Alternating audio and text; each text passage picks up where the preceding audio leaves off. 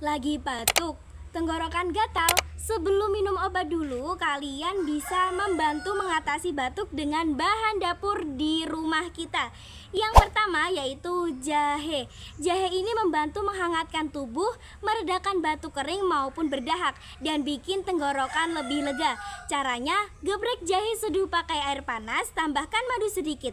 Nah, minum saat hangat, efeknya cepat terasa. Yang kedua, madu. Madu ini punya sifat menenangkan dan melapisi tenggorokan supaya batuknya berkurang. Minum 1 sendok madu sebelum tidur supaya batuk malam gak kambuh terus.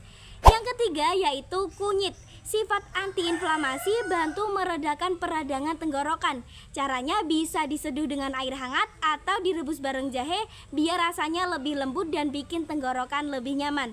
Yang keempat, kumur air garam. Ini caranya simpel banget tapi ampuh buat mengurangi gatal dan geringin dahak. Campurkan sedikit air hangat dengan garam, kumur selama 10-15 detik dan lakukan selama 2-3 kali dalam sehari. Batuk ini memang mengganggu tapi banyak banget bahan dapur yang bisa membantu meredakannya. Pilih salah satu dari tadi, lakukan secara rutin dan jangan lupa banyak minum air hangat serta istirahat yang cukup.